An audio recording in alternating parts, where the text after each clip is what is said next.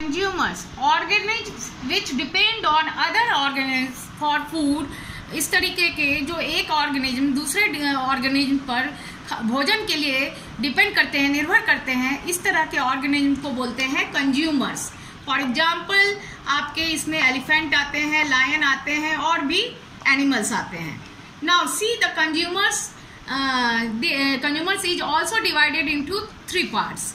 First is herbivorous, second is carnivorous and third is omnivorous. Herbivorous का क्या example है? Herbivorous animals which animals eat only plants, जो सिर्फ पौधे को जो जानवर खाते हैं वो हर्बीवोरस के कैटेगरी में आते हैं। For example deer, elephant, cow. Second number carnivorous, these type of animals eat only other animals flesh, जो मांसाहारी होते हैं। इसमें एग्जाम्पल में आते हैं snake, lion, leopard, eagle. Third number में आता है आपका कंज्यूमर्स में omnivorous. Omnivorous this type of animals eat both plants and animals. इस तरह के जो प्राणी होते हैं ओमनीवोरस में, वो पौधे भी खाते हैं और जानवर को भी खाते हैं। इसका एग्जाम्पल है human beings and crow. Human beings जैसे चिकन खाते हैं, मटन खाते हैं, और वो प्लांट्स भी, वेजिटेबल भी खाते हैं। नॉन वेज और वेज दोनों होते हैं। वो क्रो भी वेज भी खाता है और नॉन वेज भी खाता है। अब देखिए तीसरा पार्ट जो है लिविंग बींग्स का, डिकम्पोजर्स है। Organisms who feed on dead plants and animals is called decomposers. इस तरह का ऑर्गेनिज्म जो जब पौधे सड़ गल जाते हैं, खत्म हो जाते हैं, डिके हो जाते हैं या जानवर मर जाते हैं, तो उन पर जो उनको खाकर जो जीवित होते हैं और जो लाइफ को सरवाइव करते हैं, इस तरह का जो है थिंग जो है डिकम्पोजर्स में आता है। फॉर एग्जाम्पल इसमें आते हैं, डिकम्पोजर का एग्जाम्पल है बैक्टीरिया, फंगस, वर्म, जिसमें आपका माइक्रो ऑर्गेनिज्म भी आता है। These microorganisms called decomposers। और ये decomposers का क्या काम है? It clean up environment by decomposing dead organisms। ये हमारे वातावरण में जो जितने भी सड़े गले हुए पेड़ पौधे या जीव जंतु जब मर जाते हैं और उनका जो डेड सेल जो होता है उसको ख़त्म करता है अर्थवर्म या माइक्रो ऑर्गेनिज्म्स अपने फीड के रूप में। और उसके बाद जो है उसका पार्ट्स जो है वो सड़ा गला हुआ पार्ट मिट्टी में मिल जाता है, और मिट्टी में मिलने के बाद उसके मिट्टी को, सॉइल को फर्टाइल बनाता है प्लांट्स के लिए। इसके बाद है नेक्स्ट पॉइंट है decomposers break complex compounds in dead organisms into nutritions। जो डिकम्पोजर्स है वो मरे हुए जानवर के बॉडी में कॉम्प्लेक्स कंपाउंड्स जो है बनाता है, और जो उसके डेड ऑर्गेनिज्म्स है उसको न्यूट्रिशन में कन्वर्ट करता है। These nutritions mix with soil making soil more fertile, जो कि हमने आपको अभी समझाया है। अब है आपका next point, food chain। What is food chain? The feeding relationships between species in a biotic community, or in another word, a series of organisms each dependent on the next as a source of food। एक श्रृंखला बना होता है मानव का और जंतु का, जो एक दूसरे पर निर्भर होते हैं अपने बेनिफिट्स के लिए, अपने सर्वाइवल के लिए, in the source of food, भोजन के रूप में एक दूसरे पर डिपेंड करते हैं। इस तरह का चेन को बोलते हैं फूड चेन। अब है next point, food web. A food web और food cycle is the natural interconnection of food chains. ये फूड वेव जो है, भोजन का जाल जो है, एक तरह का फूड साइकिल है जो कि प्राकृतिक रूप से एक दूसरे से फूड चेन के रूप में जुड़ा रहता है। या फिर आप इसको ऐसे बोल सकते हैं, a diagram showing the organisms that eat other organisms in a particular ecosystem, predators being higher in the wave than their prey. इसमें आपका एक डायग्राम तैयार होता है जिसमें एक ऑर्गेनिज्म दूसरे ऑर्गेनिज्म को एक स्पेसिफाइड सिस्टम, इकोसिस्टम के अंतर्गत जो है छोटा शिकार को बड़ा शिकार खाता है, और इस तरीके से अपने लाइफ को सरवाइव करता है, और फूड चेन को जो है फूड चेन का साइकिल तैयार होता है। अब इस चीज को हम जो है बुक में समझने की कोशिश करेंगे। Food web. A food chain shows how each living being gets food and how nutrients and energy are passed from one organism to another. Food chains begin with plant life. Producers, जो कि मैंने पहले भी आपको कहा है कि food chain का शुरुआत प्रोड्यूसर से होता है, जो प्लांट्स होता है, and and with animal life consumers के रूप में। जो फूड चेन का शुरुआत होता है प्रोड्यूसर से और एंड होता है कंज्यूमर्स पर। See the picture. Some animals eat plants, some animals eat other animals. This can be represented by a simple food chain. आपका प्राइमरी जो है डिवीजन है जिसमें कि आपका आता है प्रोड्यूसर, जो ग्रास के रूप में प्लांट्स है, फर्स्ट इसको जो है कंज्यूम करता है रैबिट, जो फर्स्ट जो है आपका प्राइमरी कंज्यूमर होता है, और रैबिट को जो है ये फॉक्स जो है फूड के रूप में खाता है, तो ये जो है फॉक्स सेकेंडरी कंज्यूमर के रूप में आता है। A simple food chain showing who its home, कौन किसको खाता है इस फूड चेन के जरिए हमने आपको बताया। अब देखिए नेक्स्ट पिक्चर में, this food chain can extend further, ये आगे इसी तरीके से क्रम में बढ़ेगा। ग्रास हो गया प्रोड्यूसर, और इसको ग्रास को सबसे पहला जो प्राइमरी कंज्यूमर है वो खाता है रैबिट, ग्रास को खाता है, प्लांट्स को खाता है, और रैबिट को फॉक्स कंज्यूम करता है, और फॉक्स को कौन खाता है तो टर्सरी, तीसरा जो है आपका आइटम है, तीसरा पार्ट है कंज्यूमर का, वो है टर्सरी, वो है लायन। लायन फॉक्स को खाता है, फॉक्स रैबिट को खाता है, और रैबिट प्रोड्यूसर प्लांट्स को खाता है। Another food chain is form grass to grasshopper to mouse to snake to hawk. किस तरीके से आप देखेंगे कि ग्रास का प्रोड्यूसर है, प्रोड्यूसर फर्स्ट पार्ट है ग्रास, इसको खाता है ग्रास हॉपर को खाता है माउस, और माउस को खाता है स्नेक, और स्नेक को खाता है हॉक, जो टॉपर लेवल का जो है, जिसको कि लास्ट टर्सरी पार्ट आता है। उसके बाद जो है ये एंड यहीं पर होता है फूड चेन का। अब देखिए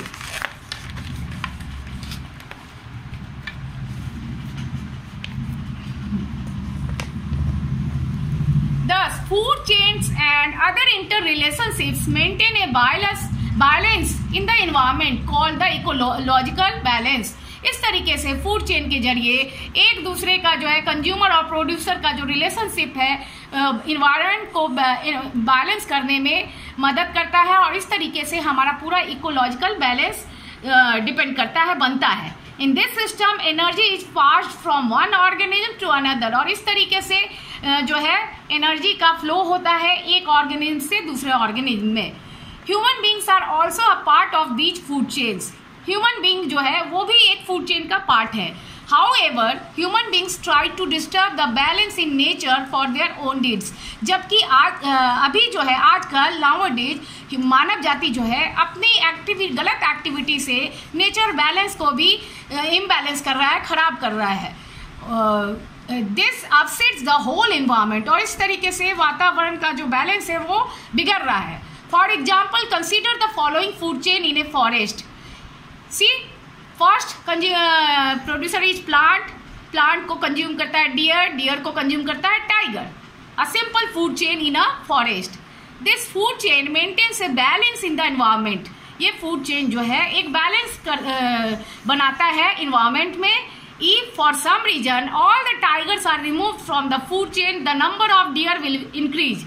अगर किन्हीं कारणों से अगर शेर जंगल में खत्म हो जाए तो इसका हिरन का जाति का जो है मात्रा बढ़ जाएगा जंगल में, और क्या होगा, this will reduce the number of plants. और क्योंकि ये हिरन पेड़ पर निर्भर है तो हिरन ज़्यादा मात्रा में जो है इसको अपने फूड इनटेक में लेगा। इस तरीके से पेड़ जो है घटने लगेंगे इन्वायरमेंट पे, क्योंकि इनको तो फिनिश करने, इनको खाने वाला टाइगर जो है अगर रहेगा ही नहीं तो इनकी संख्या बढ़ती जाएगी, और संख्या बढ़ेगी तो ये लोग भोजन भी ज़्यादा करेंगे, भोजन ज़्यादा करेंगे तो पेड़ की कमी हो जाएगी, क्योंकि ये प्लांट ईटिंग एनिमल्स है। The number of plants and the environment will be unsuitable for other plant eating animals. और इस तरीके से जब पौधे की जब ज़्यादा मात्रा में इसकी खपत होने लगेगी तो हमारा जो है जितने भी पौधे को खाने वाले जानवर होंगे उनके लिए पौधे कम पड़ने लगेंगे। इफ द डियर डिसअपियर्स, अगर मान लीजिए कि किन्हीं कारणों से हिरन की कमी हो जाएगी जंगल में, tigers will not gate their food, tiger जो है अपना जो इनका भोजन है डियर वो नहीं मिल पाएगा इनको, and would reduce in number, तो भूखों मरने लगेंगे और जिस कारण इनकी भी जाति खत्म होने लगेगी, कम होने लगेगी। And if the plants disappear, अगर पौधे ही नहीं रहेंगे तो क्या होगा, क्योंकि ये टाइगर तो पौधे को खाएंगे नहीं, तो जो है पौधे भी धीरे धीरे मरने लगेंगे, खत्म होने लगेंगे, क्योंकि इनका खाने वाला तो वो है ही नहीं, जीवित ही नहीं है। And if the plants disappear, deer can not survive, and as a result the tigers also cannot survive. This shows that all living beings are equally important for maintaining a balance in the whole environment. ये चीज़ें ये दिखाता है कि हमारे जो है वातावरण को बैलेंस करने के लिए सभी चीज़ों का इक्वल होना बहुत ज़रूरी है। Our next and last topic is global warming. What do you mean by global warming? Global means globe, in another word you से ग्लोब, ग्लोब का मतलब होता है अर्थ, वार्मिंग मीन्स वार्म, यानी जब अर्थ अपने नॉर्मल टेम्परेचर से ज़्यादा वार्म होता है that is called global warming, या फिर इन अनदर वर्ड में इसको ग्रीन हाउस इफेक्ट भी बोलते हैं। इसका जो है इसमें आपको 4 मेन पॉइंट्स हम पढ़ेंगे। फर्स्ट तो मीनिंग हमने जाना, इसके ग्लोबल वार्मिंग के क्या कॉज है और इस कॉज के बाद इसका क्या अफेक्ट होगा हमारी लाइफ पे, और उसके बाद इसका क्या सॉल्यूशन है। There are 4 points to be study in this topic. Now first आप देखेंगे, I show you a diagram, see the diagram. ये सन है और ये अर्थ है। सन का जब इंफ्रारेड रे अर्थ पे आता है और अर्थ के जो है बाहर में एटमॉस्फेयर का एक लेयर बना रहता है जो कवर अप करता है एज अ ब्लैंकेट अर्थ को। तो इंफ्रारेड जब अर्थ पे पड़ता है तो अर्थ का पार्ट जो है कुछ एक पार्ट उसको ऑब्जर्व करता है और कुछ एक पार्ट को जो है कुछ एक गैस को वो रिलीज करता है जो कि वापस वो स्पेस में चला जाता है। लेकिन बहुत सारा गैस जो है वो एब्जॉर्ब कर लेता है अर्थ का पार्ट, वो उसको बाहर स्पेस में नहीं जाने देता है इस मेथड के थ्रू। और इस एब्जॉर्ब करने में क्या होता है कि इसमें जो सबसे भारी गैस होता है वो है carbon dioxide, water vapour, CH4 यानी methane, CFC chlorofluorocarbon, ozone, nitrous oxide, जो जितने हार्मफुल गैसेज होते हैं जो हमारे अर्थ पे ही रह जाते हैं वो उसको अपने लेयर से बाहर नहीं जाने देता है, जिसके कारण जो अर्थ का नॉर्मल टेम्परेचर है वो नॉर्मल टेम्परेचर से ज़्यादा टेम्परेचर बढ़ने लगता है। अर्थ का एवरेज टेम्परेचर जो होता है वो होता है आपका 14 डिग्री सेंटीग्रेड या सेल्सियस टू 15 डिग्री सेंटीग्रेड या सेल्सियस। और जब इस एवरेज टेम्परेचर से जब ज़्यादा टेम्परेचर यहाँ पर ऑब्जर्व होने लगता है, इस कारण से आपका जो है ग्लोबल वार्मिंग की शुरुआत हो जाती है या फिर ग्रीन हाउस इफेक्ट की शुरुआत हो जाती है। इस ग्रीन हाउस इफेक्ट का चर्चा जो है एक साइंटिस्ट ने लगभग 1824 में जोसेफ फोरियर नाम के साइंटिस्ट ने इसके बारे में सबसे पहले हमें बताया था। अब देखेंगे कि क्या क्या एडवर्स या इफेक्ट होता है आपके ग्लोबल वार्मिंग का हमारे लाइफ में। Adverse impact on global environment. The modern lifestyle, technology, socio-economical and institutional activities of the human beings has caused much damage to the environment. The small scale local activities of the human beings combine to create an adverse impact on the global environment, because of which the quality and the quantity of natural resources is decreasing. जो है अपने मानव जो है अपने गलत हरकतों से जो है पेड़ों की कटाई करने लगता है और बहुत सारा जो है इंडस्ट्रीज और वेस्ट मटेरियल, गार्बेज और फॉसिल फ्यूल्स को जो है यूज करके वो इतना जो है नेचुरल रिसोर्सेज कम कर देता है, जिसके कारण भी जो है नेचर इम्बैलेंस होने लगता है, टेम्परेचर बढ़ने लगता है और ग्लोबल वार्मिंग बढ़ने लगता है। Continued environmental degradation can completely destroy the various aspects of the environment such as biodiversity, ecosystems, natural resources and habitats. Biodiversity, we know there are a varieties of species and of animals and plants living on the earth. These all are decreasing due to the human bad activity. Ecosystem का balance गड़बड़ाने लगता है, प्राकृतिक resources जितने भी हैं वो भी खत्म होने मतलब कम होने लगते हैं। मानव जो है जो जिस प्लेस में रहता है वो भी डिजर्टेड प्लेस में कन्वर्ट होने लगता है। ये सारे जो भी है इट कॉजेज डिफॉरेस्टेशन, जंगल की कटाई होने से डिफॉरेस्टेशन होने लगती है, बायोडाइवर्सिटी लॉस होने लगता है, डेजर्टिफिकेशन, जो लैंड आपका ग्रीनरी है वो डेजर्ट में कन्वर्ट होने लगता है, ग्लोबल वार्मिंग बढ़ जाता है और टेम्परेचर बढ़ जाता है, एनिमल एक्सटिंक्शन, एनिमल का जो है स्पेसीज खत्म होने लगता है, various kinds of pollution and many more other things are occurred. अब है global warming, gradual increase in the overall temperature of the earth atmosphere. धीरे धीरे जो है ग्लोबल वार्मिंग के तहत जो पृथ्वी का तापमान बढ़ते जा रहा है। The earth is enveloped by a blanket of gases called the atmosphere. अभी हमने इस डायग्राम में बताया कि अर्थ के ऊपर भी एक लेयर में एटमॉस्फेयर का जो है लेयर तैयार होता है, जिसको ब्लैंकेट के रूप में कवर अप किए रहता है अर्थ को। Some of these gases like carbon dioxide, methane and water vapor have the property to trap the sun's heat, जो कि सूरज की रोशनी को ट्रैप करता है ये सारी गैसें। These gases do not allow the heat to escape into space, और ये गैसेस जो है वो पृथ्वी से बाहर नहीं निकलने, वो अपने आप इसको एटमॉस्फेयर ऑब्जर्व कर लेता है, उसको बाहर निकलने नहीं देता है। This heat keeps the earth warm, और इस तरीके से अर्थ का जो है टेम्परेचर बढ़ने लगता है। This effect is called green house effect and these gases are called green house gases. But when the concentration of these gases increases in the atmosphere, it leads to the rise in the Earth's temperature. और जैसे ही ये सारी गैसें जो है का quantity बढ़ने लगता है एटमॉस्फेयर में, तो पृथ्वी का तापमान भी बढ़ने लगता है। Burning of fossil fuels, fossil fuels में आपका पेट्रोल, डीजल, नेचुरल गैसेज ये सभी आते हैं, वो पार्ट है। CFCS जो हमारे यहाँ AC, फ्रिज, इन सब में जो क्लोरोफ्लोरोकार्बन गैस यूज होता है वो आता है। And other pollutants produce large quantity of carbon dioxide.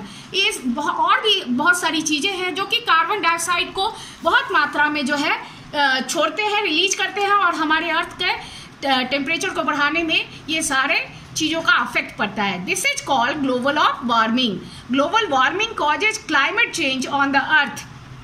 Global warming में अर्थ के वार्म ज़्यादा होने के कारण ही क्लाइमेट चेंज भी पृथ्वी पर होने लगा है, जलवायु परिवर्तन होने लगा है। आप अभी देखते भी होंगे, महसूस भी करते होंगे कि पहले की अपेक्षा अभी कभी भी बारिश हो जाता है, जब बारिश का मौसम नहीं होता है, जब भी ठंडा का मौसम नहीं होता है, ठंड पड़ने लगती है, जो है गर्मी ज़्यादा पड़ने लगता है। इसलिए ये सारी जो है क्लाइमेट चेंज हो रहे हैं, इम्बैलेंस हो रहा है आपका environment. This results into melting of polar ice, जो आपका ध्रुवीय ऊपर आर्कटिक और नीचे में एंटार्क्टिक प्लेस में जो है ध्रुवीय क्षेत्र में जो पहाड़ों पर या हिमालय पर जो बर्फ का लेयर जमा हुआ है, वो गर्मी अगर बढ़ेगा तो गर्म होने से, तापमान बढ़ने से बर्फ पिघलने लगेगा, और अगर बर्फ वो पिघलने लगेगा तो उसका बड़ा बड़ा पार्ट जो है समुद्र में पिघल कर गिरेगा, और जिस कारण से समुद्र का जो लेवल है, वाटर लेवल, वो ऊपर बढ़ने लगेगा। और इसका क्या होगा बैड इफेक्ट, तो हमारे जो आसपास के समुद्र के आसपास के जितने भी लैंड पोर्शन एरिया है वो फ्लड एरिया में कन्वर्ट हो जाएंगे। वहाँ पर जो लोग रहते होंगे वो भी, उनकी भी जो है लाइफ सर्वाइवल जो है कंडीशनिंग पुअर हो जाएगी, वो सब सबमर्ज हो जाएगा सी में, समुद्र में फ्लडेड एरिया हो जाएगा। तो इस तरीके से जो है बहुत सारा खराब प्रभाव पड़ेगा हमारे धरती पर। और इसका क्या होगा, इसका to reduce the effects of global warming we should reduce the release of green house gases into the environment. इस ग्लोबल वार्मिंग को कम करने के लिए हमें जो है ग्रीन हाउस गैसेज जितने भी हमने अभी आपको बताया है हार्मफुल गैसेज है, आपका carbon dioxide, methane, chlorofluorocarbon, ozone, nitrous oxide, इस तरह के जो हार्मफुल गैसेज है उसका उपयोग कम करना होगा, उसको डिक्रीज करना होगा, कम से कम उसको उसकी क्वांटिटी को कम करना होगा। One important step in this direction is to plant more and more trees. Solution में हम यही कर सकते हैं कि ज़्यादा से ज़्यादा पेड़ लगाएंगे, कम से कम पेड़ों को काटेंगे, because trees are good absorbers of carbon dioxide, क्योंकि ट्री जो है वो सबसे बड़ा कार्बन डाइऑक्साइड को जो है एब्जॉर्बर है और वो ऑक्सीजन छोड़ती है, कार्बन डाइऑक्साइड लेती है। The main green house gas consumption of the fossil fuels should be also reduced. Fossil fuels को भी जो है हम कंजम्पशन के थ्रू उसको ज़्यादा यूज करते हैं, उसकी यूज को भी हमें कम करना होगा, ज़्यादा से ज़्यादा पेड़ पौधे को लगाना होगा, पॉल्यूशन को कम करना होगा। ये सारी चीज़ें जो है ग्लोबल वार्मिंग को कम करने में हमें सपोर्ट करेगी। And here I complete this chapter. I think you all understood this chapter.